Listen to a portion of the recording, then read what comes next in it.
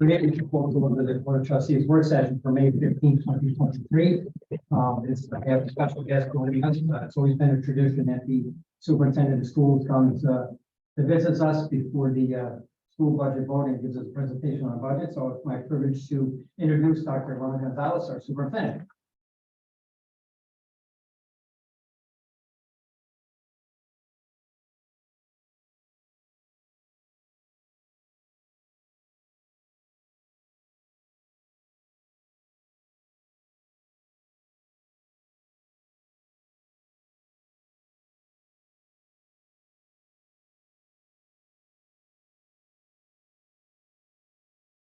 Good evening, folks.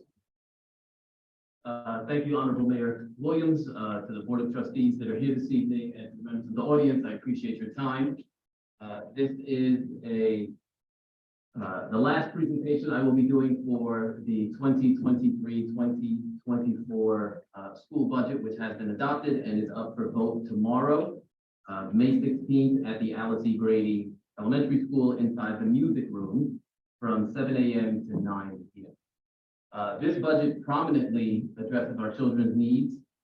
It is driven by several data sources, including performance data, student surveys about school and how they feel about school, resident impact, immediate and long-term facilities plan. When reviewed and understood, it presents very unique opportunities for our district to provide a quality education to students through instructional and extracurricular experiences that focus on whole child development. So getting right into it, the 2023-2024 proposed budget is set at $43,369,630. That represents an 8.95% year-to-year increase. A lot has been made about the increase being significant, and so what I hope to share with you is some details as to why that increase is so significant, as well as the limiting factors that limit us to make it even more significant, but also the contributing factors that make the budget increase approximately 9% from year to year. The proposed levy determined by final legislative state aid runs is seen below. The proposed tax levy is set at $36,372,000. That's a tax levy increase of $1,891,186. That tax levy increase is set at 5.49%, which remains under the allowable 5.5% tax levy cap. Of importance is to note that total state aid that is expected this year is set at $6.72 million. This is not a grant. I had, over the last 3 days, I've had meetings and sit downs with some community members that may have misunderstood the fact that the state aid does not go away. Schools do routinely receive grants, and there are some grants on our rolls currently that will be sunsetting. Foundation aid is not one of the grants that sunsets. It is part of the foundation that schools are to receive. What has happened is historically over the last 11 years or so, the state has only released a portion of the total aid that schools were supposed to be receiving across the entire state. And slowly but surely, some of that aid started to be released last year when Governor Hochul took over as governor, or prior to last year, but during last year's legislative runs, she announced that she would be releasing some of the foundation aid, and this year, the state will be releasing the full amount of foundation. So districts are now being made whole, and that aid becomes part of our foundation, which carries over from year to year and does not sunset or go away. So these are the budget appropriations. What you can see here is the 2022-2023 adopted budget, which is the year that we're currently in. That sunsets in June, on June 30th, in fact. Our actual budget for 23-24, the budget change, and then the percentage change. And so what I really want to focus on here is that 10% of our total budget goes to transportation. As you can see, that same pinch that we're all feeling as residents at the gas pumps and general transportation costs are increasing, and they're impacting our current budget, which ends on June 30th. That is a 28% increase from one year to the next. That is absolutely extraordinary for any district, particularly a district of our size. Those actual numbers that we are going to go through in further detail over the next few slides will help to shed some additional light. In terms of the column or the row that says undistributed, that percentage change is about 10.78. That percentage change encompasses everything from free and reduced meals to employee benefits. As you can imagine, employee benefits have increased quite significantly over the last few years, and dependent upon each of our staff members and whether or not they select individual coverage or family health coverage, those numbers are, they increase with each of those.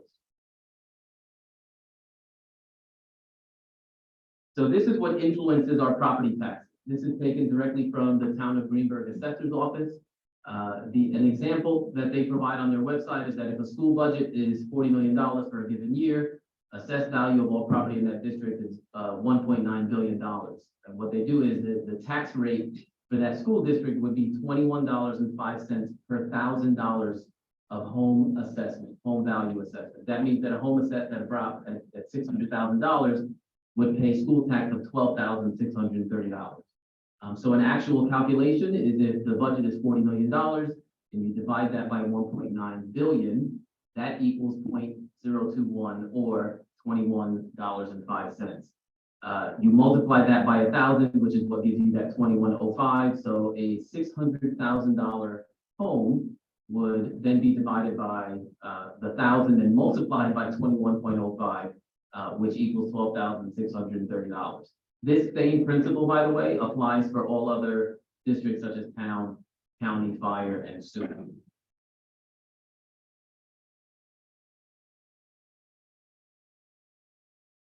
So here of significance, this is the tax levy calculation that's used, and of significance is to notice where we have seen some growth.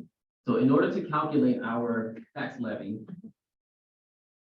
in order to calculate our tax levy, you take last year's levy, and you start with that number. So the prior year tax levy for 22-23 was set at $34,480,814. That then gets multiplied by the tax-based growth factor. Every town has their own individual tax-based growth factor. There are 40 school districts in Westchester County.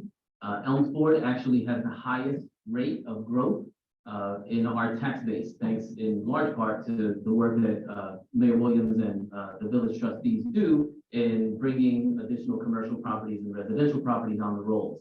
So in essence, what's happening is you have one piece of pie and more people contributing to that pie, albeit through residential or commercial properties. So once you multiply last year's tax levy by the growth, that gives you a number, and for us, that number is $35,725,000. Then you have to factor in any prior year pilots. We do not have any pilot payments on our rolls, so that number carries straight down. And then what you do is you subtract any capital local debt and lease expenditures. This district is in very good fiscal condition as it relates to bonds and the way we handle the money. So there are no bonds. There's one small expenditure that we have, which is $315,343. That results in the prior year tax levy being adjusted. So that gives us $35.4 million. Then you multiply that by either CPI, Consumer Price Index, or 2%. CPI was set at 1.02, and that gives you the number of $36,118,433. And then you factor in and you add any other capital that you have, including lease expenditures. So at the grand total, what we have is a tax levy of $36,377,135. What's especially significant, again, is going back to the tax-based growth factor. We are, of the 40 school districts, we are the highest. Dobbs Ferry, I think, is a close second with 1.0304. And some districts actually are not seeing any growth. So that is kudos to you all that are sitting in this room. Transportation cost analysis, I went through on the prior slide indicating that 28%, we would see an increase of 28% in transportation costs. That is really extraordinary. So there are mandated transportation costs, and then there are non-mandated transportation costs. The mandated transportation costs among those provisions, you can see that in the 2021 fiscal year, the district budgeted $630,939 and only spent $567,080. Now that's in large part due to us still moving out of COVID and less students using bus service. And what you'll see is quite the contrary for the 2022-2023 school year that we are currently in. Our special education, which is a mandatory service, is over budget by almost $1 million. That's a 139% increase. We have a number, and the reason why is because we have a number of students with disabilities that have increased. SWD is students with disabilities. Not only that, we also have a number of students with disabilities that are coming in with multiple disabilities that simply cannot be serviced within our own district. And what we do is we pay for the transportation cost to bus them to the appropriate setting, which is determined by the Committee on Special Education. So the 22-23 school year, fiscal year, which we are currently in, again, we budgeted for $693,558. And we, by the end of June, will have spent $1,662,503 on special education transportation. The mandated private and parochial transportation costs were budgeted at $1.265 million. And we're going to spend a little bit more there as well in terms of transporting the students that attend private and parochial schools. That is another state mandated transportation cost. Those expenses are over budget by $77,000, and that's impacting our budget by 6.1%. The actual in-district transportation, which is what we are responsible for in terms of transporting students that live within the boundaries of the village or the school district, we actually spent in-district transportation will be under budget by about $174,688, or a decrease of 16.02%. And so here, rather than bore you with all of the details, the first sentence is probably the most significant, and that is that education law in New York State requires that any non-city school district provide transportation for all students, all in grades K through 8, who live more than 2 miles from the school. They legally attend, and for all children in grades 9 through 12 must provide busing for them if they attend outside a school outside of the district up to a distance of 15 miles. And then it goes into a little bit of what the city schools are responsible for. But what's of most significance there is the type of busing that we need to provide to the students in K through 12. So these are some budget additions. In terms of instructional, what we would be looking to do is we would be looking to increase the total number of FTEs, which is full-time employees across the district, to a total of 3.5. That number may seem interesting to have a half-time employee, but that's actually pretty customary for school districts that may not have a large population of one type of student or another, and hire a part-time teacher. Right now, what we need to do based on the number of enrolled students for next year is we need to increase our ENL teacher, that's English as a new language. That teacher is currently at a 0.8, and that position needs to be increased to have a full-time position. There's a special education teacher on our rolls that is currently working 0.5, that's half-time, and that needs to be increased to 1.0, as well as our bilingual speech and language pathologist, all at the Dixon building, which also needs to be increased from a 0.8 to a full-time position. In addition to those increases, we would be looking at 2 additional FTEs. Those are to be determined, based on enrollment and the needs of our students. What we can tell you now is that we are currently looking at a plan to increase safety supervision at Alexander Hamilton Middle High School. And so that may come from within, or it could be an outside hire. And I'll explain that in a little bit of detail shortly. The last thing is an administrative oversight person to help with all of our mandatory SED compliance.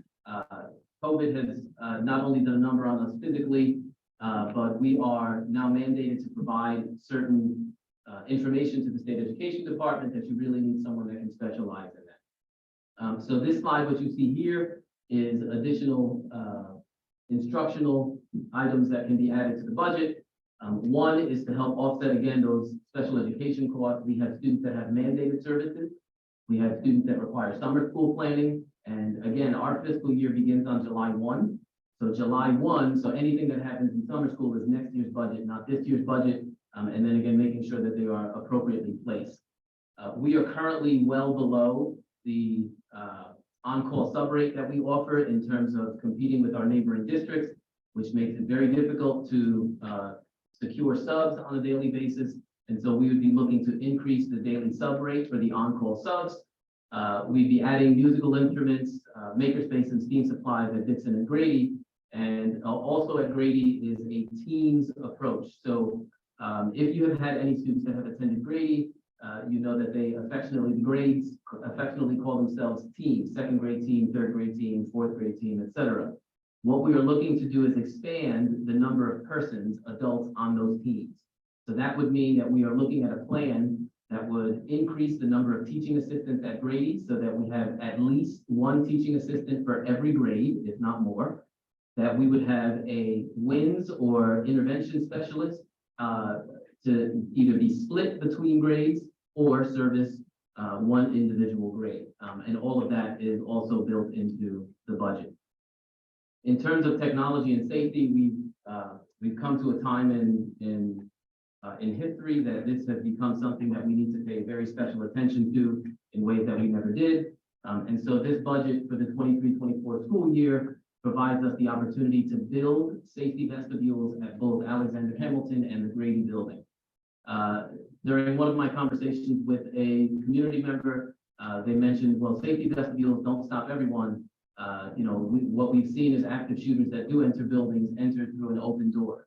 And while that is the case most of the time, the safety vestibule does act as a deterrent for both visitors as well as a reminder for the school staff that work in buildings so that we have one point of entry into the building only.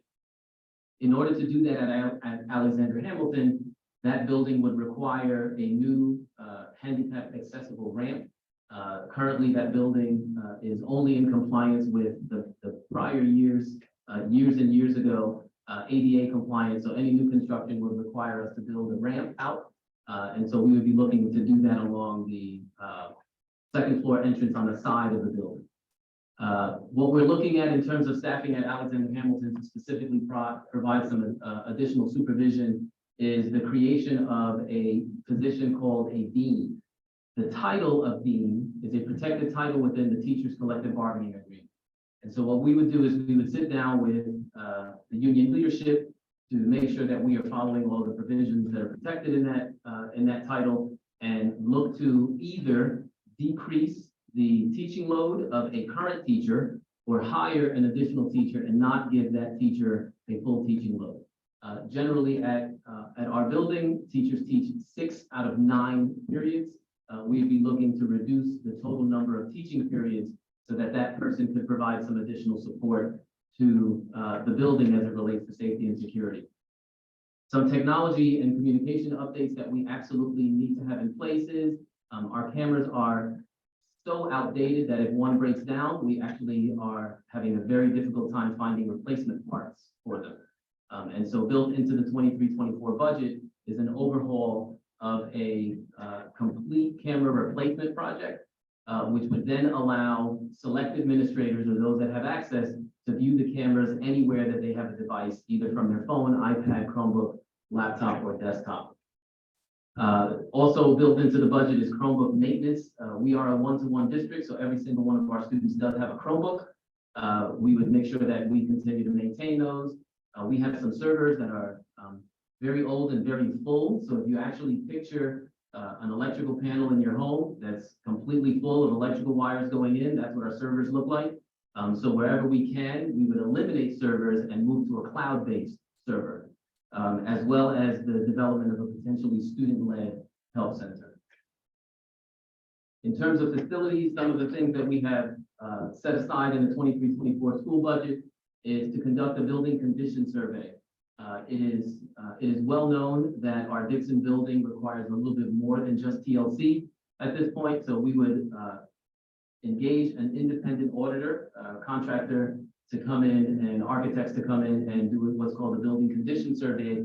And basically what that is, they tell you the condition of your buildings and then they prioritize for you what needs to be done immediately and what's on your wish list, obviously goes further down that list. We would replace all of the bathroom floors at Alexander Hamilton and Grady. The pictures that are up there are what the new bathroom floors look like. They are far more hygienic. They are non-slip. They are also smell resistant, so they do work wonders in those spaces that they are currently in our building. Only on the second floor, we would look to do that on the third floor, as well as the basement of Hamilton and at Grady. The gym sound system at Alexander Hamilton needs to be replaced. The HVAC and roof upgrades at Grady are both in order. The HVAC building management system, which is what is used to control the temperature in the buildings, also needs to be replaced. We would replace every single classroom floor in the 5th grade wing of LSE Grady, removing the old asbestos tiles and replacing them with new floors, a compact truck loader, as well as a number of paving projects. If you walk along any of our campuses, which I think are extraordinary and exquisite, if you look down, you'll see that some of our blacktop is cracking. It's called alligator cracking. And so there are a number of paving projects that would need to be put into next year's budget. In terms of capital project, these are just some pictures at the Dixon building to give you an example of why we need to do some of this work. Again, some of this work obviously could have been done over the years, but what ends up happening is you have to set your priorities and you end up pushing some things down the road. We are at end of life with a couple of our projects and a couple of our physical spaces, and we absolutely need to do something about it. These are more pictures from Dixon, so you can see again on the bottom right, the alligator cracking of the pavement inside the parking lot. That fire escape, which is rusted out, which leads from the second floor of the Dixon building down to the back parking lot, needs to be replaced, as well as several places where bricks need to be addressed and stonework. This is an aerial view of our LSE Grady roof. And so everything that's in red, deep red, has saturated insulation. So that's beyond water on the roof. That is now water inside the building. We absolutely need to do something about the water that's seeping through the building.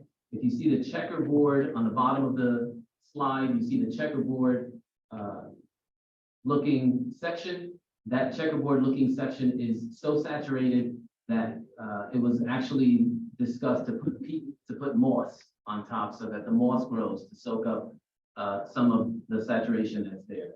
And that's just not a wise thing to do. We actually even explored putting a membrane covering over the roof to see how much longer that would get us. We are beyond the ability to provide a membrane covering to that roof. So we're looking at within the next 3 years that must be changed. Over at the Alexander Hamilton High School building, if you see the pictures on the left with the weight room door and the multicolored bricks, that's as a result of some changes being made.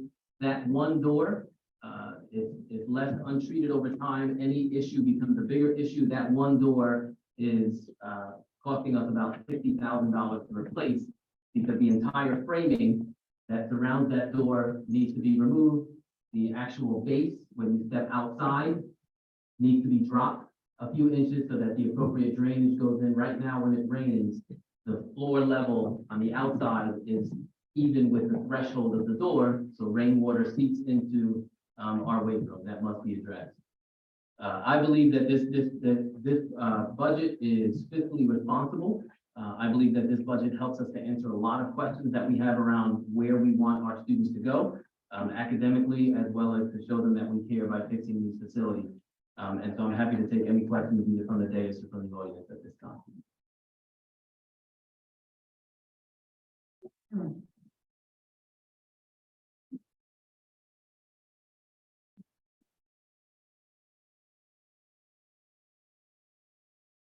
Thank you, folks. I appreciate it.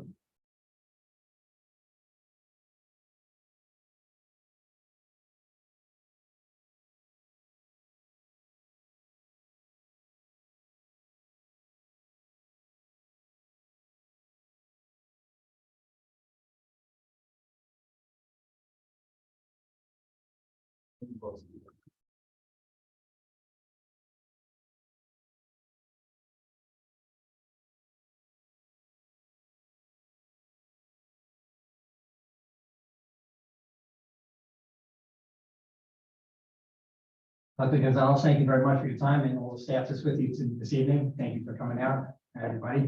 How's everybody good? Thank you. Good to see you.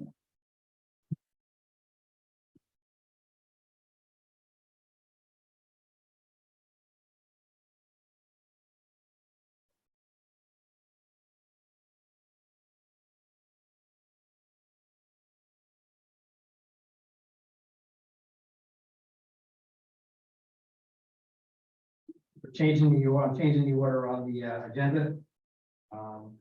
First item on the agenda is going to be 25 South Hillside Avenue, finished basement. Yes. Come on down to the podium, please.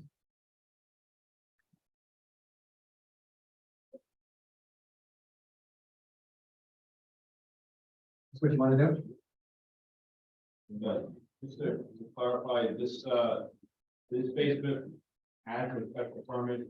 It was constructed, but it was constructed, as required with a half bath. And the resident has come back to ask if they can add a bathroom to that basement bathroom.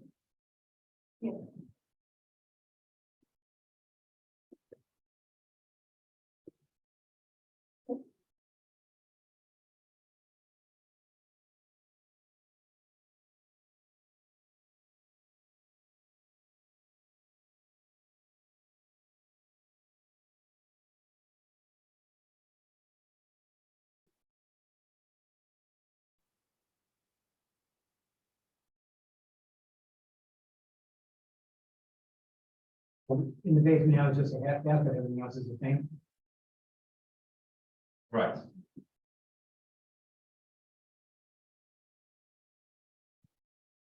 The door near the garage, the outside, the door to the garage, stairs going upstairs, and one part of playroom area, and a small laundry closet in the bathroom.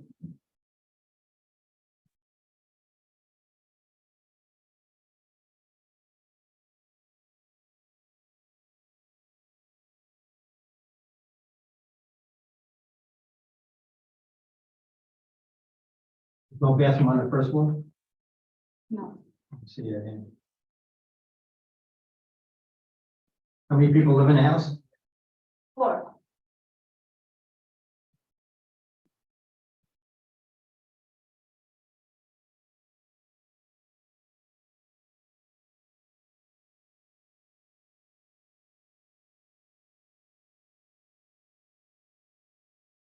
The same rules apply as when you got your initial special permit for the basement.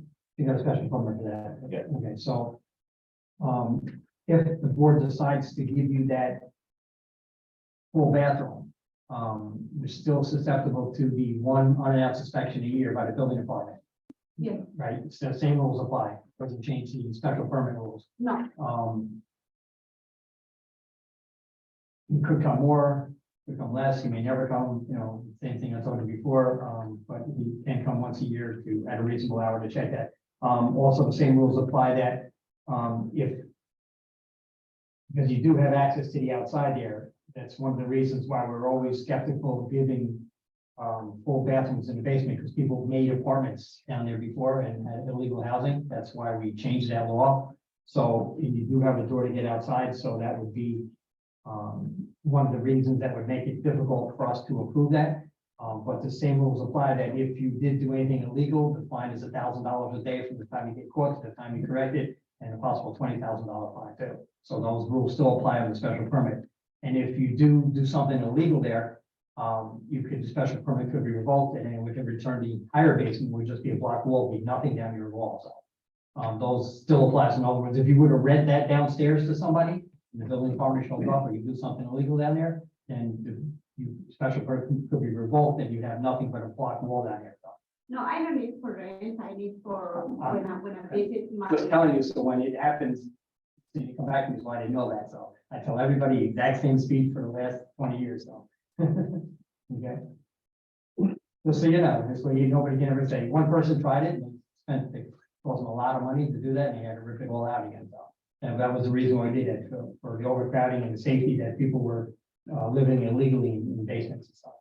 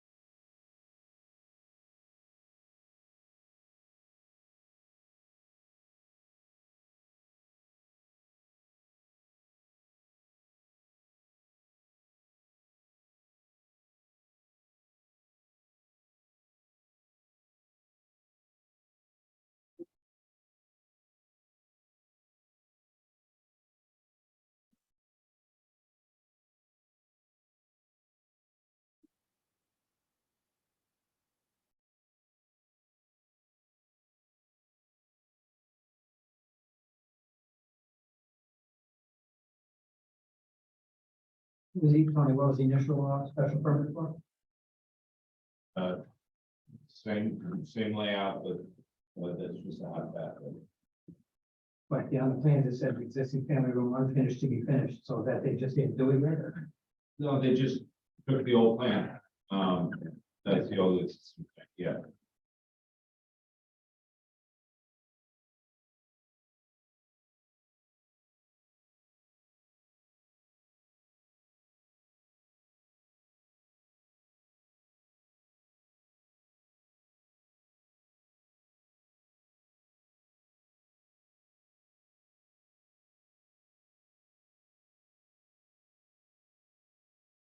How long ago was this put? Just issued the CO for the basement in the last 6 months that the permit was maybe a year or two ago.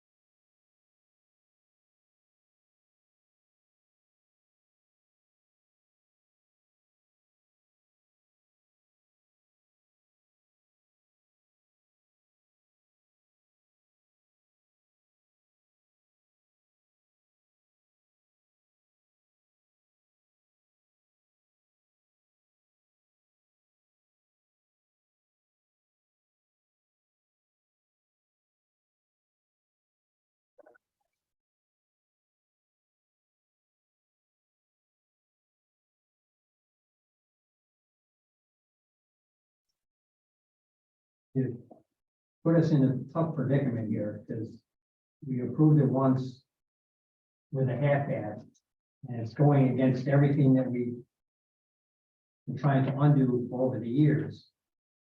But you only do have one bathroom in the house. There's only 4 people.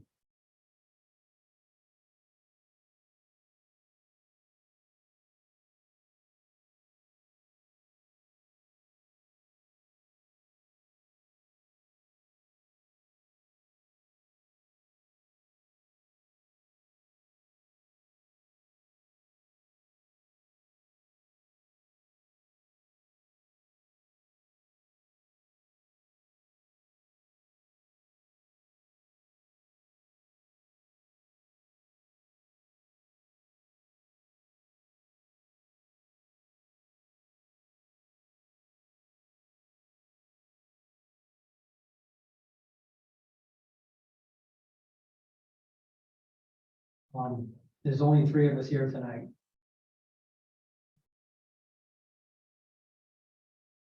So usually I say one on 1 or 5 on a vote.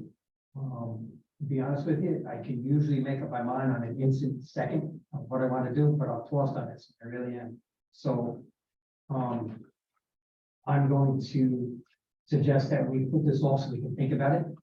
Because again, it's going against everything that we put in place for all the years, and I'm doing exactly what we put in place, so. In other words, even if the 2, decide to move forward, I think we should just put off and think about it for a minute. Well, even so, I don't really, I'm uncomfortable without thinking about it. It's one thing. Yeah, I mean, they can do that too, but. I mean, just give us to the next meeting to think about it, it's really a tough. Well, the next one after you, same thing, not a full bathroom. He's applying for a special permit for the same thing, and he's not putting in a full bathroom, and he knows that. And the applicant's in the room someplace, I don't know, but when their plans in there next, and, they know that they're not supposed to do that, so. So Tony will contact you when the next board meeting is, and you come back and we'll render a decision. So just give us some time to think about it. I mean, it's, you don't, I mean, that's up to you. If you really want us to vote on it, it might be a no vote. So, I mean, because I'm really undecided right now myself, and I don't know how they're gonna vote, so I think you'd be better off just waiting until we can think about it. I mean, looking at all considerations, I understand it. I do, and I feel for you, but, it's something we worked on a long time to save lives over the course of the year, so. All right, so Tony will tell you when the next meeting is, just come back and we'll meet. Thank you. Thank you.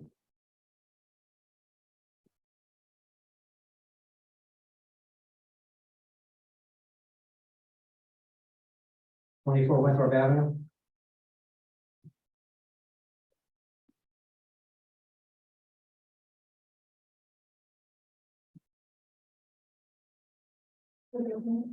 Hi, how are you? Well, before I start with you guys, is all the violations that they have written up for been corrected before they proceed? Yeah, there was a stop work, they paid the stop work order fee, submitted plans, and we're just waiting for. Okay, so you know that you did a lot of work that you weren't supposed to do without the permits and stuff. That's bad. My Right. apologies, misunderstanding. Well, I don't think you misunderstand it because you can get permits for other stuff, because you knew the process.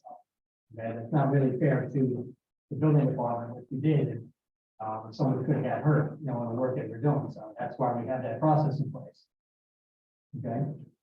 So, I mean, you did say that everything's been cleared up and you paid all your fines and everything, so I'll let the application to proceed. But if you didn't clear everything up, then we wouldn't entertain the application until everything was cleared up. Okay? So from now on, that's what you have to do. You have to, every time you want to do something, back in to see the building department and they'll work you through it. Okay? No, I appreciate it because it's a lovely house, and it's gonna be lovely. It needs a lot of work. I know it, but I mean, what you started already is really gonna transform it into a beautiful spot and clean up the neighborhood. So thank you for doing it. It's gonna be really nice.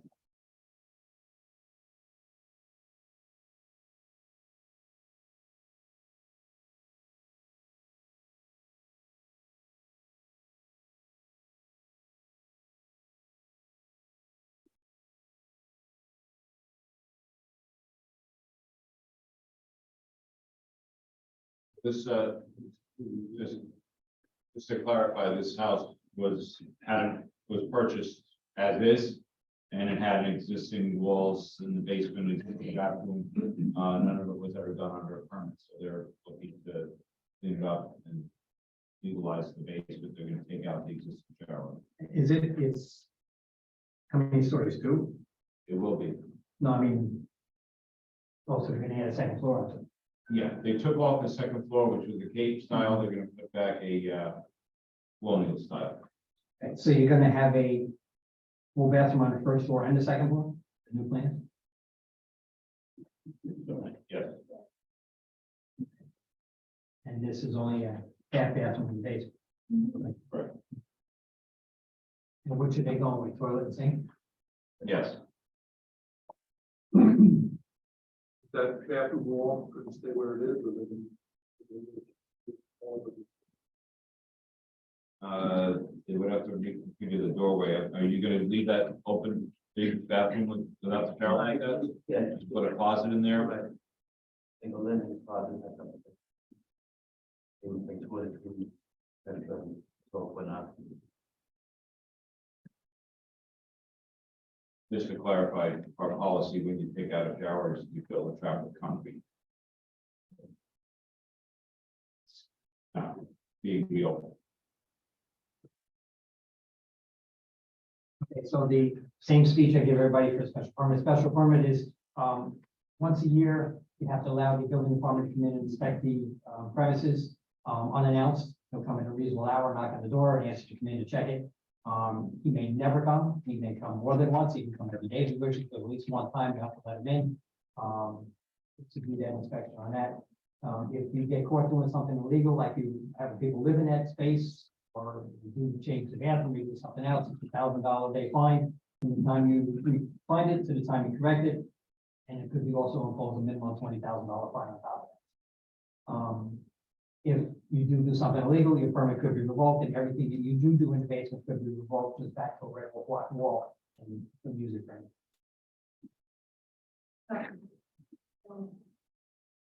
And just so you know, the reason that we did that is because there were many people living on dirt floors, rock floors, linen closets, attics, and I've seen them all. We did 400 houses in the village we inspected and found those in those houses. And my one story that I always repeat is it was a house on North Goodwin Avenue that people were living in the attic and in the garage. And when we removed them, a week later, there was fire in the attic, and the people, if they were still there, would have died because they couldn't have got out. So we know what we're doing is saving lives by not having people live in spaces that they're not supposed to. So it's a safety issue, it's a quality of life issue. We don't have to live on rock floors, you know, and I saw them personally, babies and everything. So this is a better way to keep you protected. So Thank you. okay, we want you to live, you know, normally, not having to worry about safety. I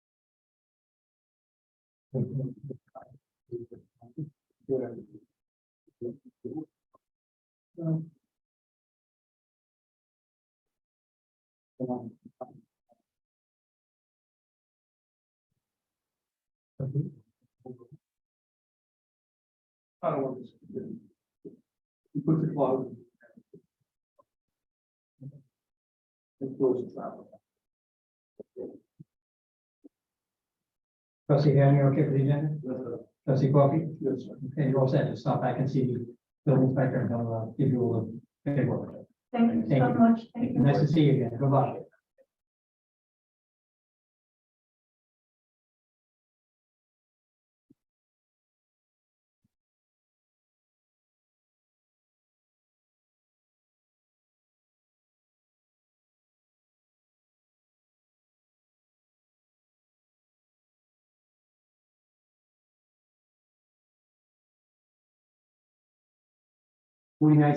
Forty-nine East Vincent Street, solar panels.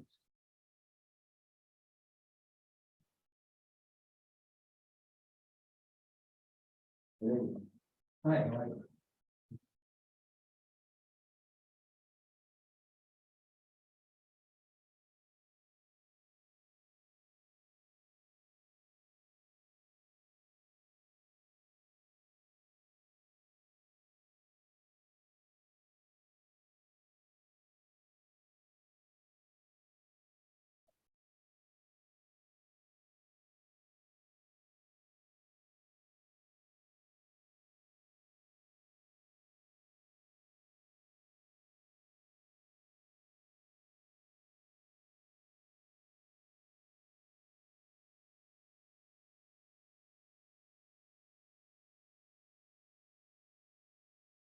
Panel's gonna be black or blue? I'm not quite sure. Me neither. I'm sorry, my name is the call. I'm just a face. Get my permit. But, I swear they black. They're black. Okay.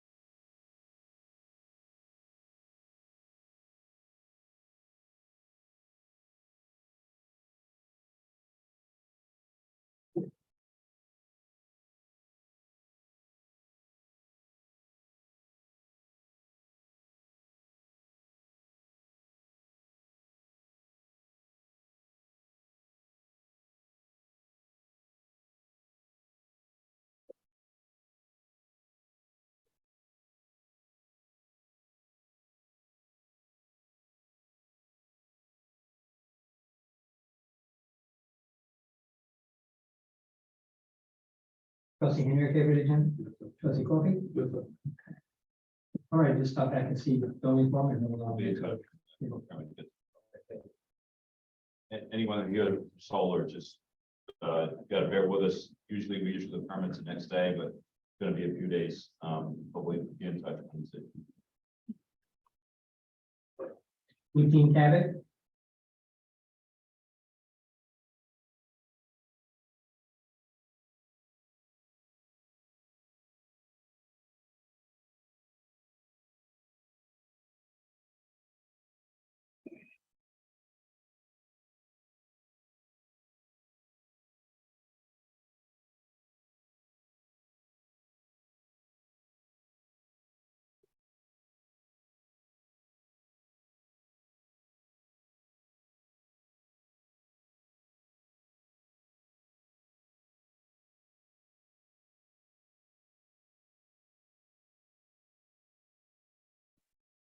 Based on the height of the house here, it's, nowhere in the street you can stand and really see them.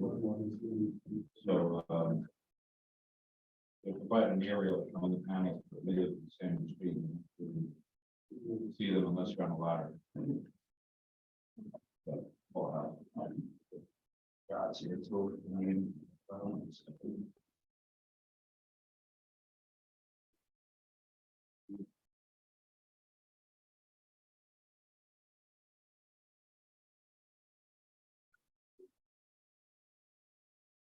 On the front, the little pictures in there, review. Why wouldn't you continue those two more panels? You had 4, 2, and a vent, 4, 4, and then 2.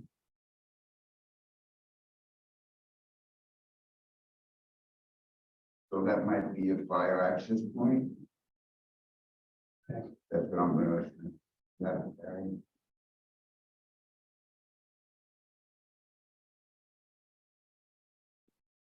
Yeah, it actually is. And that's all you need on the back is the 1 square. It looks like that's the only sunny spot anyway. Yes. Just that little side view.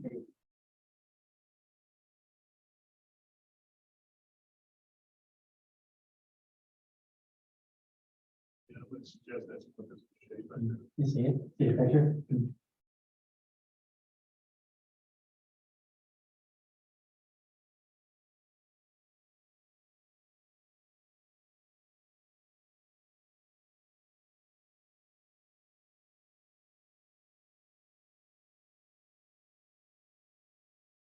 Any okay for the agenda? Trustee Coffee?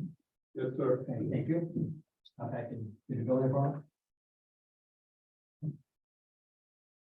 18 South Stone Avenue.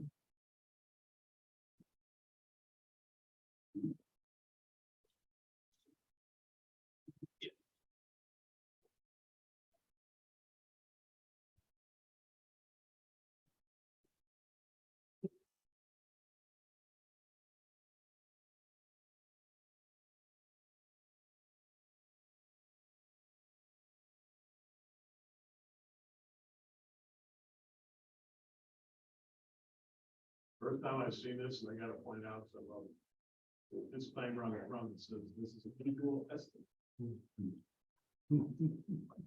I'd say no, I think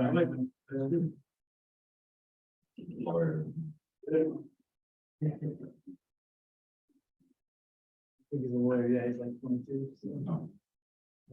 Got a couple of years left, small school. I'm a symmetrical guy.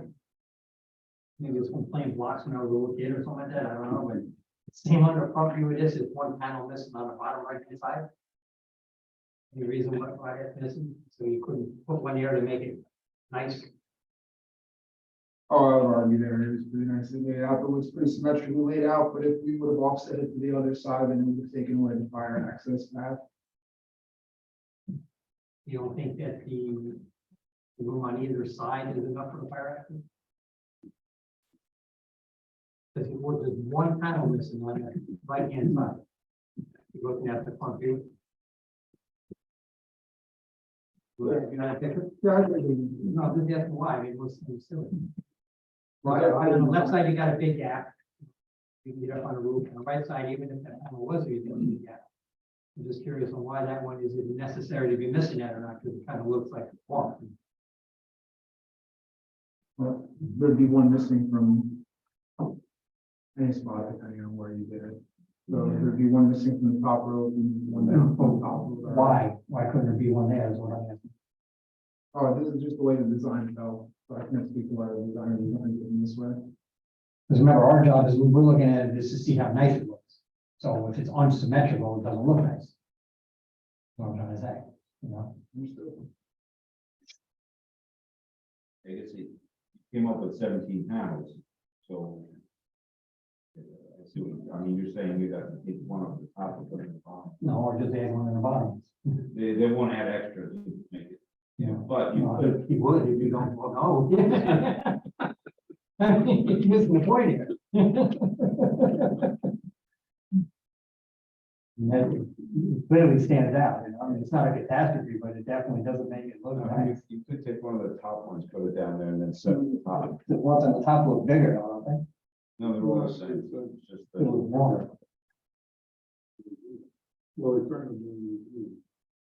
But are the ones on the bottom individual ones?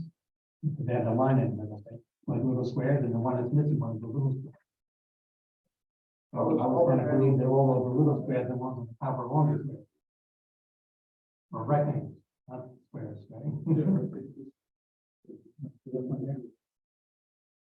See how there's a line in between there? And it looks like they're all little squares, and there's only one missing. No, these look wall here. Well, it's because the front Right, but there's no line here. So if they were the same, there should be a line coming down in each one of those, right? I think it's just the way they rendered it, a little off the, See, this looks like it's the same size as this. This one, see this panel here? Two rows. Right. Straight up, and then, Yeah, one horizontal side is it. so I think actually, That's what I'm saying, there is two rows, they're not individual panels. And this looks like one row going that way, it looks like these are more, yeah, but then the drawing is drawing scale, is actually. And the roll here is turning into groups. So the rendering is an actual appearance. so this. Right. So I mean, because it says that they one on top. Five. The center of the bottom row. But, well, they like to keep them up because they put the racks that way. They can have them down. So it would probably be easier to take them off the top. It doesn't have to, it's just, No, I know. do you think it Put would in be better order. or see it? I'm not. When you say 100% no, I'm just looking at it.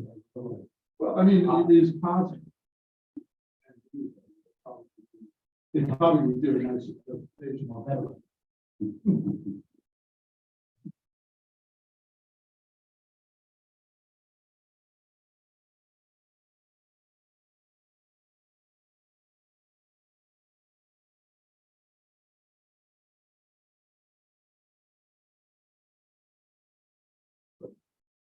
Joe, is it possible it has something to do with where that main service panel is? No, Just, it just happens to be right next to it. yeah, they just put the symbol there, but it's on the wall, down the bottom. I think it's just, they had to count to 17 and this is where you start at this corner and I mean, you could just take one from the top, put it down the bottom, and then send it on top across the road. So I'm gonna suggest you're gonna have to fix that because we're gonna have to walk out this building every day and look at it. It's gonna drive him insane. That's right, bro. I think it's doable. Yeah, I mean, if we could just agree to it tonight, I would just mark it on the plan. I don't think they care where they're putting them. They'll just swing that one around in center of the road. That's what you guys wish, we can have the guys offset. Yeah. No, they don't need to also, but we won't take all stupid. But Yeah. if you do look at the roof plan, for a panel, the horizontal roof would go to 3, you can take one and turn it 90 degrees and put it in that slot. Right. Sure. On the road. Yeah, that's. That's not what we're not asking you to add another panel. Yeah, that's what I'm saying, whatever you guys wish, we'll do, and you or me. Yes. I'll mark it out and make sure they understand. They'll be trying to park his car. I'll get you looking at it. End up in the middle.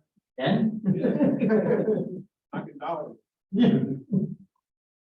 Trustee Henry, okay with it? That's the call. I'm okay with this. Thank you, just stop and he's gonna help you. Okay. Yeah. Thank you for understanding. Thank you. It's just, you understand, if you look at it, it's just a lot, you know, and if you do Look that, at it every day, I live right next door. it'll make it look nice. I totally understand, you have no, that's. No, good. Well, good. We're trying to make you laugh at it. too. Thank you.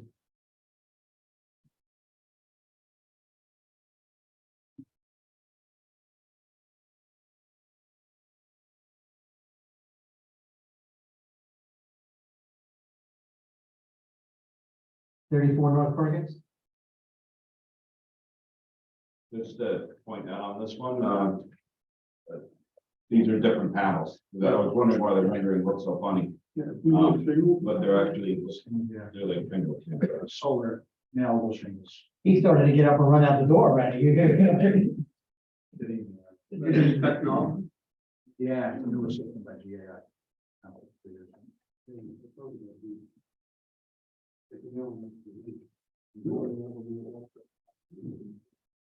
And then you get the tax credit on the whole entire roof that is nice. So you're removing this part of it. Correct. Yeah.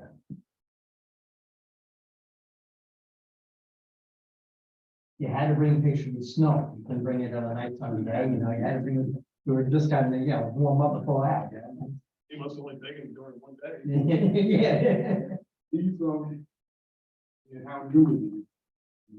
About a year and a half, 2 years. What's the longevity? Well, they were rated and tested by GAF, so it's rated for 25, 30 years at least. Is the cost similar to the other towns? Well, you know, you have to take into account that it's the entirety of the roof, obviously, also, so depending on the size of the roof, yeah, it's comparable.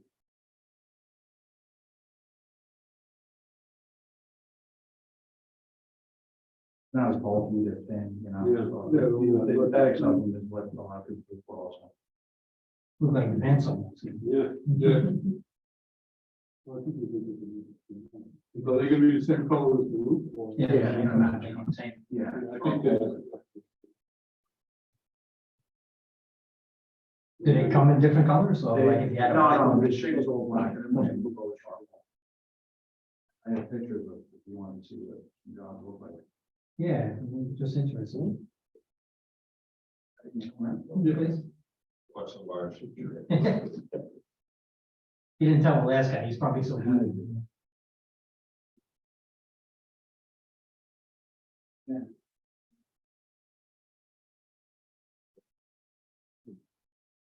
Mind if I pass him? Goes to water. Electrician.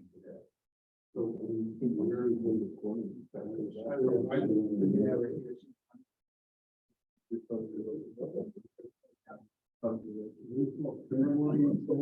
Yeah. So he didn't align.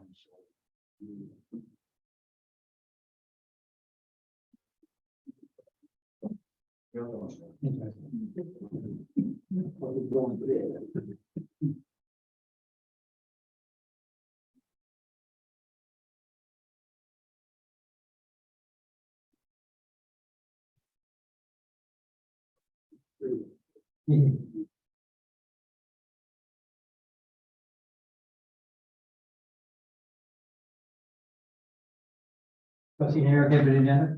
Trustee Quality? Yes, sir. Thank you. Thank you. Thank you. Have everyone have a great night. Thank you for sharing the other pictures. All right, take care.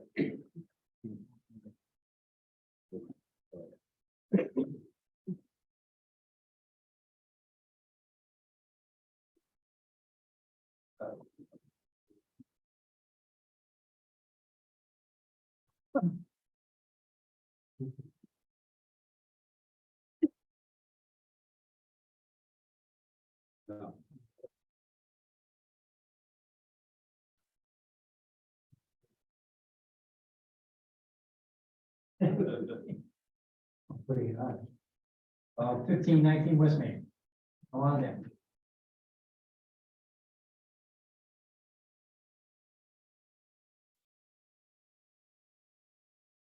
Good evening, Mayor, I'm Mr. Board of Trustees. Village staff. Okay, my name is Deon Alexander. My name is Deon Alexander, I'm a partner at the law firm of Baker here tonight on behalf of the applicant, Elmsford USA LLC, Public Development here. And I'm also joined by our engineering team at Landing Engineering and our architecture team at Well Architects. So our journey began about 6 months ago, as some of you may recall, when we submitted the site plan application and variance request to construct the self-storage facility for 1519 West Wheeler Street. And we were first going to do in January, on January 9th. And then in February and March, we had the opportunity to get feedback from the DEA, the Planning Commission, and the Conservation Commission. We were last with you on April 10th. And I think that was a great conversation. We had a lot of understanding on how to navigate and triangulate between the various agencies. Take a. Thank you.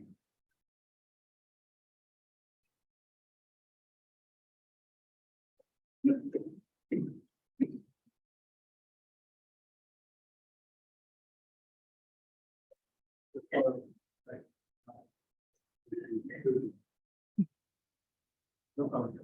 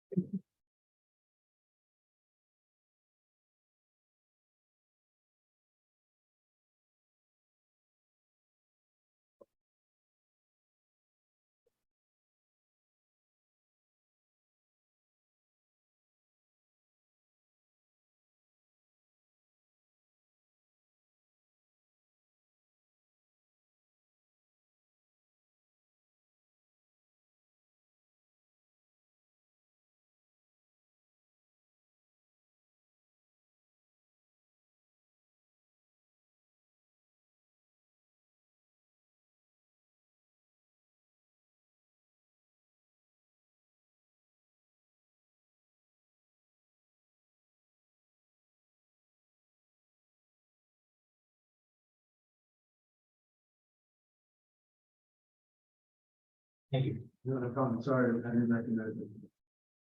So we were last in front of you on April 10th. And as a result of that, we needed an April submission and with that, ultimately, what we're looking to do is redevelop the existing car wash and the hotel site with a self-storage facility. It would be 118,783 square foot building in 5 stories, where the first 2 floors are slightly smaller by about 1,000 square feet footprint than the upper floors. We also are proposing a 3,900 square foot accessory building that we talked about at the last meeting. And per my understanding still, I think I got the math right, is we're still looking to have 13 parking spaces. And that's the variance with 126 is what would be required. Ultimately, I think we can go to the plan, but what does happen is compared to the existing situation, which is at 95% impervious, we're going to be able to add landscaping, add greenery on our site. So we'll be down to about 83% impervious. We know we need to work a little bit more on precisely the species with our landscaping plan, but we also know that the traffic obviously goes down significantly with a facility of this compared to the motel and the car wash per the traffic that we submitted to you back in February. Couple other things that beyond what we had talked about that aren't necessarily shown on the plan, but we anticipate is that we'd like to volunteer to do some additional landscaping in the island that's south of Citibank, but actually across Main Street from our property. It's not our property. We aren't 100% sure whether the village owns that or DOT owns that, but we'd like to contribute whoever the landowner is there to spruce that area up a little bit more. I think plans to be worked out, but we'd like to make that voluntary contribution to the village. And there has been some discussion about solar. We're very supportive of solar. A little bit intrigued by GFA's presentation tonight with their little more progressive, but we're sort of figuring it out, not to be too tongue in cheek about it, but we also are holding up a little bit just to see what the final budget looks like that's approved and see what the incentives are as a statewide, and then there's also federal incentives. So we want to see how that's moved. And we're talking to 2 different solar companies right now. It's not part of the proposal right now. It's something we will add on, and we will anticipate making sure the roof structure is sound enough to handle it.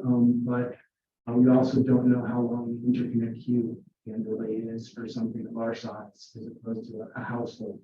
And whether the phase 3 electric in the area is already the pipes are already sort of full with what they're anticipating with other people's solar. So we have investigation to go. We have a desire to do it, but we're we can't commit to it as part of this application. I think that's primarily, where we are. We're hoping item 4 can be worded a little bit, with a little bit more finesse on their agenda, so that way our 6 months journey doesn't stop here.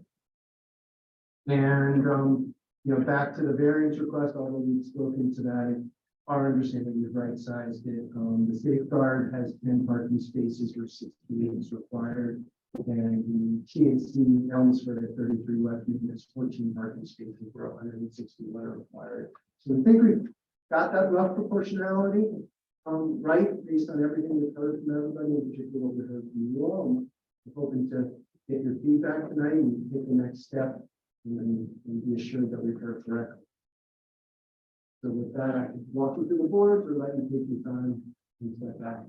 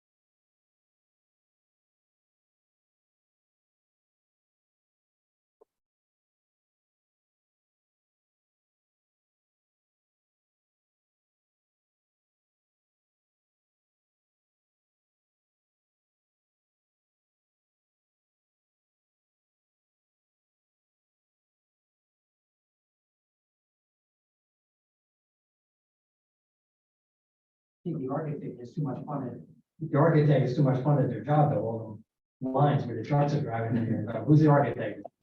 A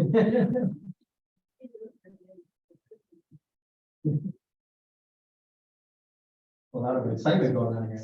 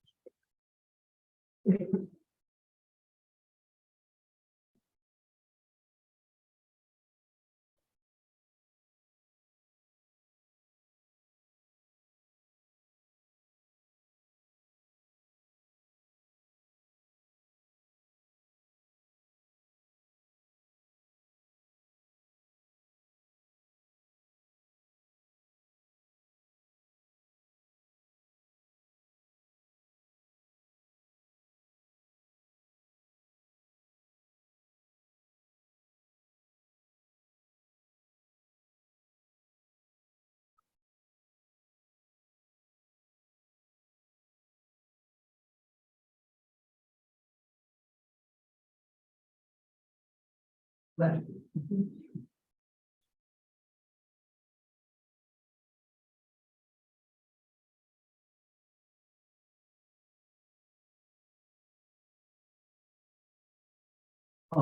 We're gonna take the two minute recess for council. Seconds up, okay.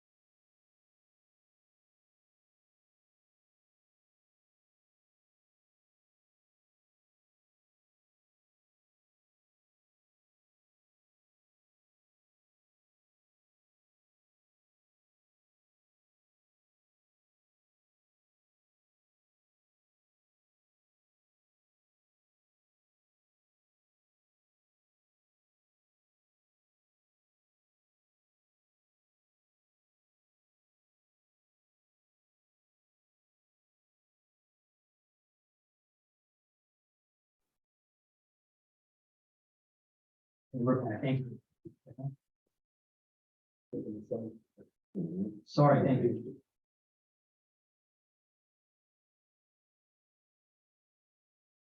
Right, what else do you want to tell us on the changes or on the plans that you redid? Anything, I think that and I mean, even not quite that tall even. I think that's about it. I think the last thing I think I may have forgotten to say is just we're finalizing our signage plan, which obviously we can see from the waiver from you as others have. That piece is not fully vetted. We have a rough sense of the size, but I think otherwise we're comfortable hoping you last.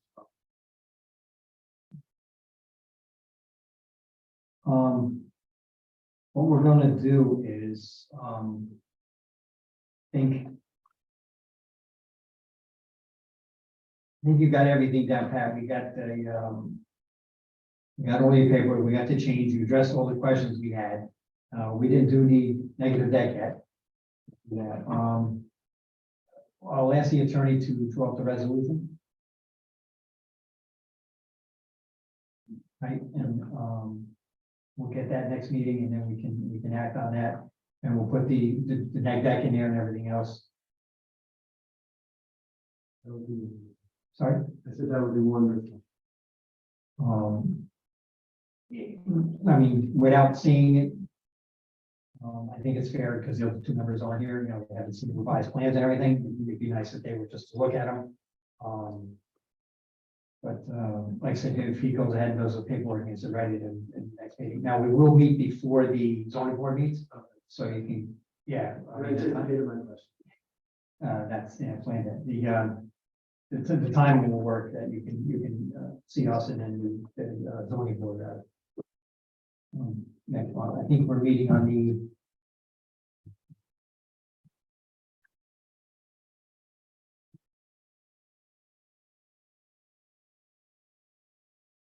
Are we on the 5th?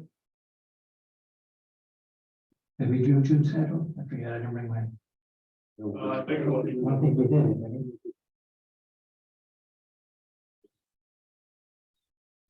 Do you want to meet on the 5th? Yeah, I think that was okay. Okay, all right. And then we'll talk about the next one because 19th is a holiday, so. All right, so we'll be back on June 5th and then you would go to the zoning board after that, so. When's the zoning board, 14th? 21st? 21st, third Wednesday. All right, so let's leave it at that then. Anything else you want to give us or say anything or? Team, anything? Revisions going to, on the stormwater, going to Hudson Engineering, are they done yet? They're, yes, This week. I saw him. I was actually driving around by the bank there, and I saw two people sitting in the road crying over it. Was it you? Right? I said, "Whoa, what are you doing here?" Hey, crying over the manhole. They were out there checking. Okay, anything else for you guys? Anything, Department heads, any other questions, Department government?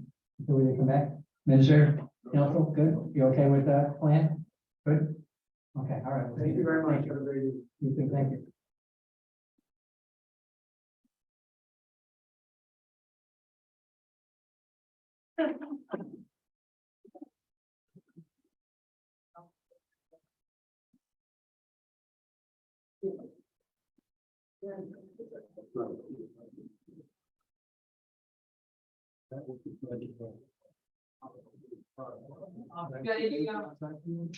One second. You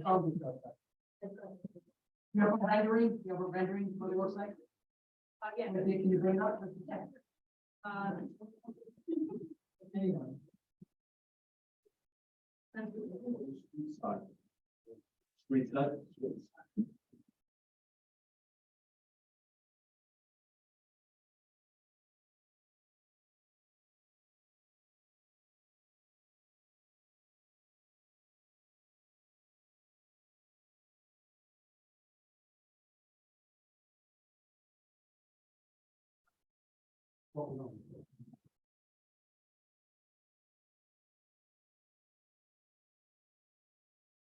The picture, like, kind of picture of the building. Oh, sorry. I think, yeah. Here. Yeah, we just want to see what the building looks like. Yeah, like the 3D rendering. I gave you the elevation. They're all one. Yeah. No.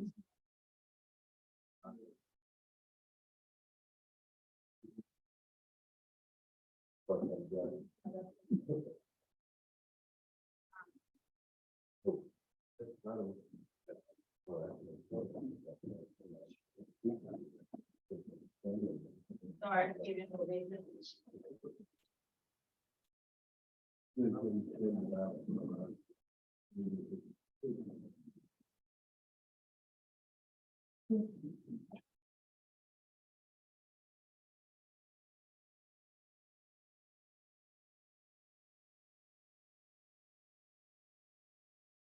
Have a good night, everyone.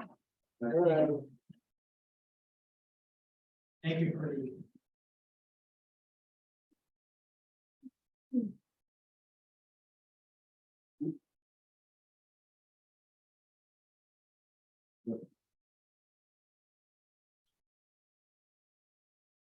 Yeah.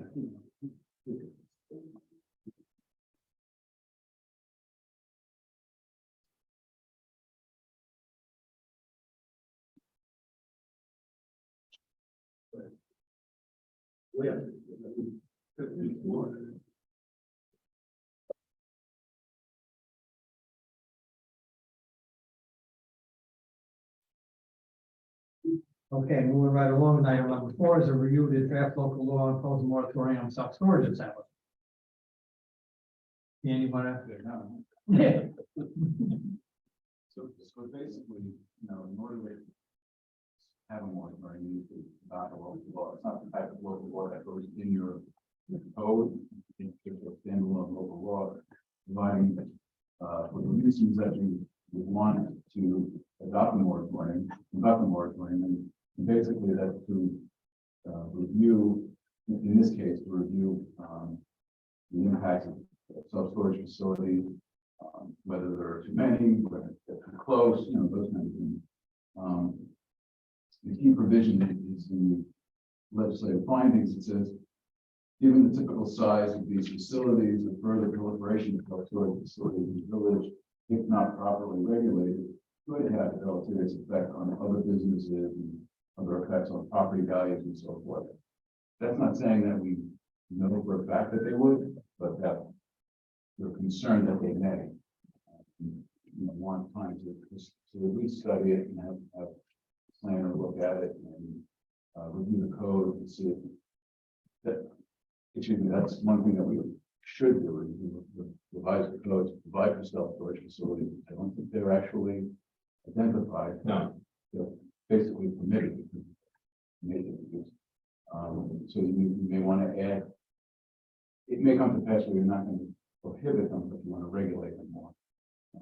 And that would involve changes in the code. Well, I mean, we've done moratoriums in the past. It's basically just a pause to study things. To study what you want to put where and how many, because there's been gas stations, there's been delis and all kinds of things, and we didn't want too many of something, so we wanted to figure out where to put them. So, correct, this is But it doesn't pause prevents anybody from coming forward with another application. Right. So temporarily. again, could very well be that maybe they're okay. Right, exactly, but it just gives us a breather to rethink what it is. So this would be, subject to adoption by as local law, standard public hearing, which means when it's adopted and effective, you can start, contact the planner to begin with, and start. Okay, line about the regulations of storage facilities, and there's a lot out there on New York and elsewhere.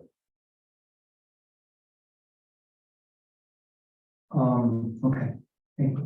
This moratorium is not going to affect the project that we just looked at, correct? No, it can't. They're already in there. Application. Right, they have certain rights now.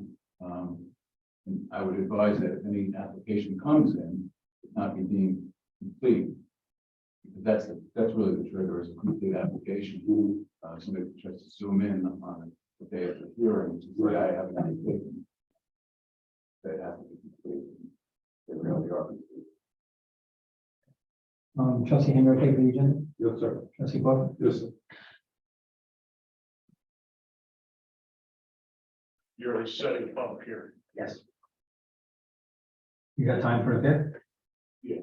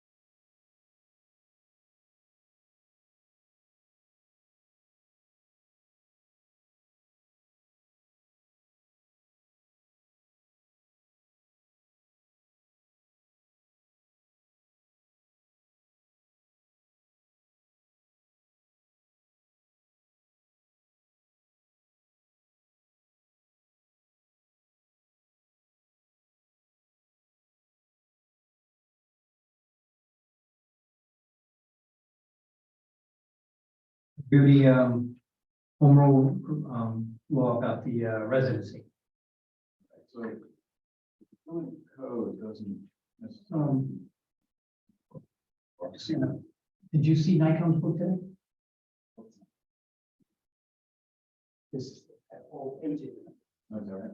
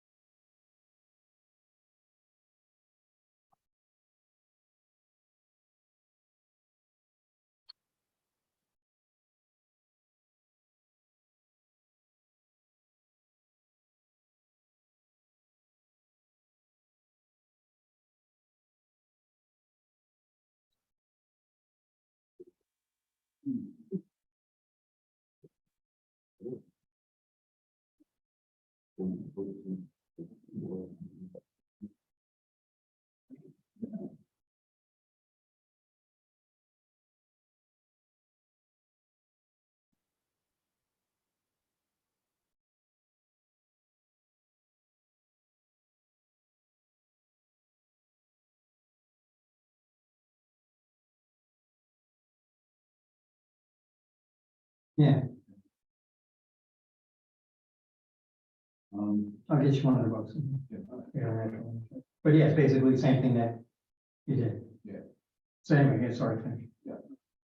So, yeah, the current village code, doesn't, doesn't comport with, the residency requirements of state law. That basically require that all appointed officials live in the village. That's not feasible.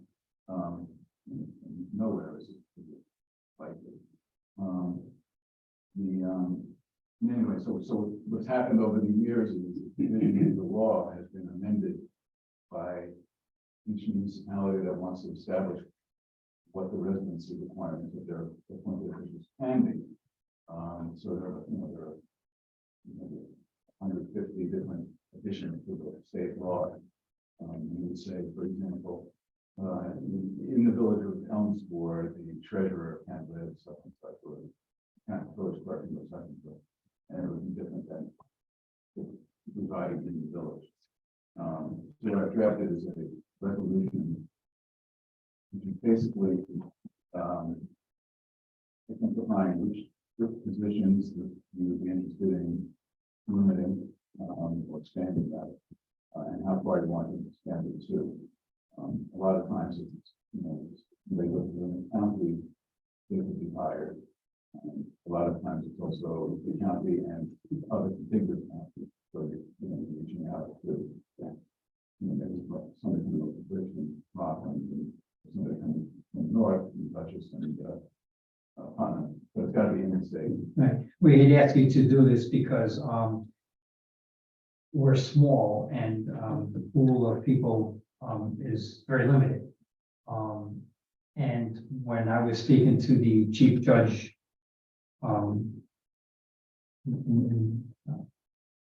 Albany about that, they said the same thing, there are many communities, they only have a couple thousand people and they don't have enough people to choose from to become those positions, so.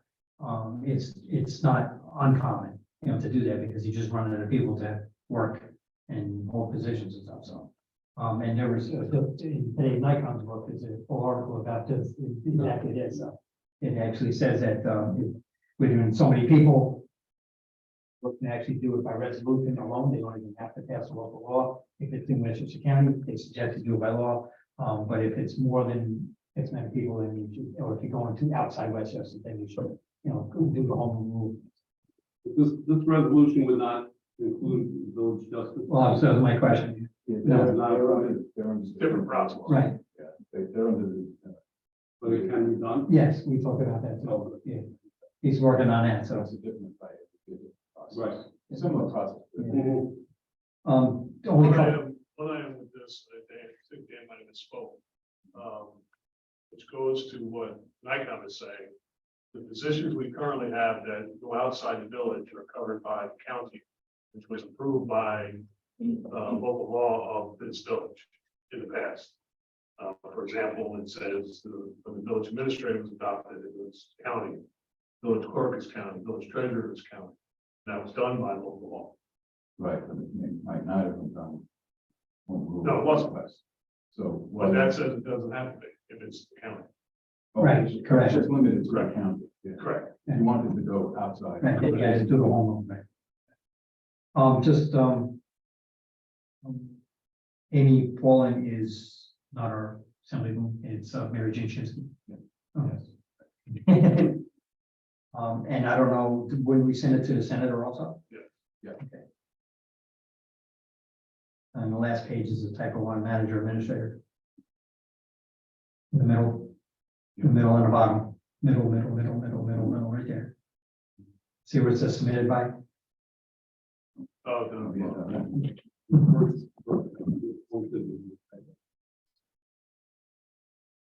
On the top in big bold letters, missing an I.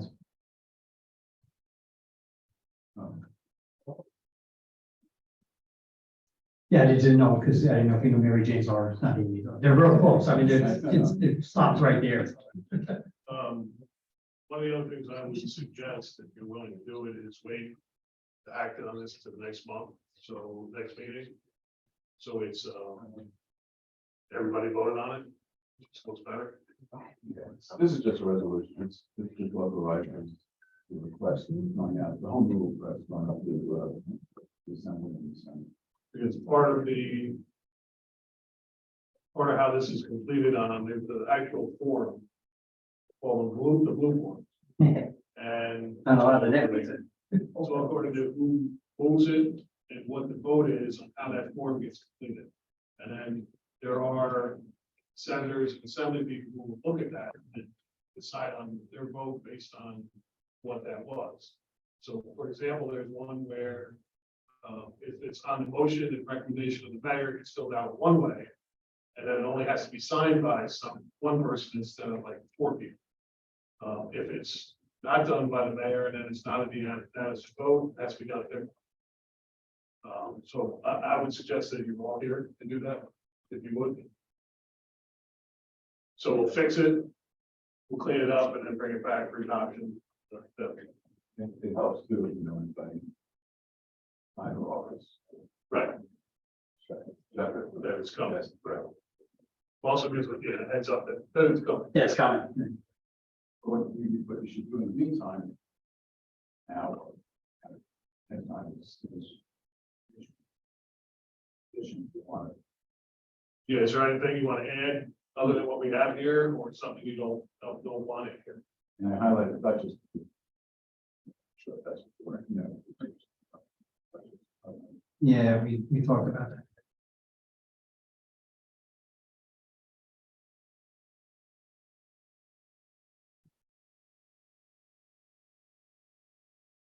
Put a bullet down in Greenberg, this 2 years ago. And limited anybody living anywhere in the state of New York, and somehow that was passed. I spoke to the state, they said that will never happen again. They had a few of them. They actually recently had a conversation about trying to add Jersey. Rayburn, because they had 2 candidates for jobs from Jersey. Update on the police radios, fire radios. IT. So it's still ongoing. We've made substantial progress. The radios have been stabilized. ESS came in and replaced some of the microwave antennas. And Goose Town's been coming in. We've been modifying the system, and we continue to do so. They're coming back tomorrow. Hopefully by next meeting, I'll have a substantial report of everything that's being done, which is quite a bit. But we are gaining a lot of ground on it, and I'm pretty confident we're going to have a good outcome. Update on the personal handbook. I'm almost done with mine. So, Put that on there because it's getting stale. yeah, no, so, I don't read it so many times, and, you know, there's a few things in there that are changing that law has changed, so. If we could start, if we could put down and maybe put a half hour aside on the 5th to get started. And so far I got comments from one trustee and CSEA. If I could get everyone's, that would be good, because I can shorten it up. Discussion real quick. VOC meeting was held in Dobbs Ferry. Route 9 paving will be paving Route 9 from Yonkers to Tarrytown. The Route 9 committee is a committee that's looking at the traffic between Sleepy Hollow and Hastings. Basically, we got bike lanes, and there were a bunch of miscellaneous committees out there, so now they just wanted to type it up, and the village managers, administrators would be leading those committees for those communities. Doesn't affect us, but that was on the agenda. The housing compact, as you know, the governor took it out of the budget when the budget got passed. But the mayor of Hastings sits on a committee for NICOM involved with that, and they wholeheartedly believe that it will come back again when they were trying to change zoning and make the housing more difficult for all the communities, but right now it's not there. The next one is opt out of the CBG coalition. That's for me to fill out. It allows for solar panels to be given to lower income households. You opt out of it. So it makes it a lot easier for people on lower incomes to achieve solar panels, and that's a big goal, is to get more people solar panels. So the village budgets and the tax rates, we went over all them. Everybody sent them to one of the mayors, and they're going to put together a list and see what everybody does. We can compare them. The audit of telecom and utility charges, we did that a few times since I've been here and Mike's been here. We bring in a company to review all the bills, and then they find how we can save on those. And we usually get money back. It might be too soon for us to do that, but we're going to look at it as a group to see it might be cheaper for all of us to do it as one, instead of individually, to see if they can get us some money back. Had a discussion about the adopted state budget. One of the biggest ones was they put in there that you can't have any new gas hookups in 2025. There were a few exemptions to that. Basically, just I talked about what the state budget impact had. The volunteer fire ambulance exemption, as you know, that if it was already on the books, we didn't have to do it. And we had it on our books, we didn't have to do anything. It was just a matter of one of the communities got confused of how many years it was going to be. The town of Greenberg had recommended 5, and everybody said yes, but one was going to go to 2. So that conversation came on when they would start kicking in. So everybody would be consistent based on the town of Greenberg's recommendation. The implicit bias training schedule, which everybody in every community will take in all 7 villages, I apologize, Sleepy Hollow. It'll be starting in July. It's a 5-day schedule. It'll be at the Tarrytown Senior Center, probably around the week starting July 24th of all paid and volunteers, staff, and people will go to those and all boards and committees and stuff. And it'll be in person. So we'll eventually set up schedules that the departments don't get hurt, where you'll have some people still working, obviously. It's an all-day class. So, that'll start soon. There was discussion on school resource officers, and everybody explained what, everybody does in their communities. The curbside food scraps was put on there. It was discussed that the town of Greenberg was gonna buy a truck to pick up food scraps within all the villages in the town. Logistically, I still question on how they're gonna do that in 5 days in one truck to 7 communities, especially the town of Greenberg is so big. So we decided that we're not gonna go with the town of Greenberg, but we'll look into ourselves, so we'll do a little study to see how we can join with, like Ardsley, and pick up the food scraps curbside. As everybody knows, the easier you make it to recycle and pick up garbage, you said, the more people do. For example, many years ago, when we started newspaper recycling, everybody got the blue boxes. You put it in your house, the newspaper went in, carried the box, put it on the curb, and the newspaper went tenfold the amount of tonnage we're picking up. Same thing, which someday we'll put in a budget to get recycling cans for the commingled stuff. It'll then make it easier for the people to do that, and it will recycle more. It's already proven. Right now, some people aren't doing the food scraps because they think it stinks. Literally stinks. It's not true. Like I said, there's 2 pails again. They're here right next to trustee Henry. That's the big pail, and inside the big pail is a little pail. I have a little pail sitting on the counter. Little plastic bag goes in there, put the food scraps in it. I'm gonna slowly bring it over to outside the water shop, and you can use a big pail for that to store them until you want to go over there. It doesn't stink, the seal is tight, the bag is in there, and it gets full so fast that it's not sitting around the stink. And the bugs and everything else, not true. I have a family of 4, and in my household, we used to put out 1 bag of garbage on Tuesday and 1 on Friday. Now I put out 1 bag of garbage, because half of my garbage is food scraps. Well, in the food scraps is also paper towels and stuff like that, which is a big generator. That seems guilty of using a lot of paper towels. I actually have next, the other one, the big bucket is for that, because it's no food stuff. I just throw paper towels in it, and I take 1 bag of food, I bring them over, put them outside Joe's shop, and it cuts my garbage in half, where I actually put out 1 bag of garbage a week. So I do recommend everybody trying it. If you don't like it, you can stop it, but it definitely works. Remember, we're only paying around $15 a ton to get rid of the food scraps, and we're paying $30 a ton to get rid of garbage. So we are saving half the amount of money by recycling food scraps, which is half of your garbage. So we just get the education out there. It does work, and it's not an inconvenience at all. Once you get used to it, it's second nature. So then the last one was public Wi-Fi. Tom Ferry was entertaining on having a village-wide public Wi-Fi, and so everybody was part of everything. That would be a logistic nightmare, everybody hacking into it. They said, well, it'll be a separate system and everything, but I think they kind of got the drift that it would be good that it would be open and subject to any problems. The next VLC meeting is in Irvington in June 15th. See what kind of agendas get circulated from that one. Trustee Henry, anything else? Trustee Bob?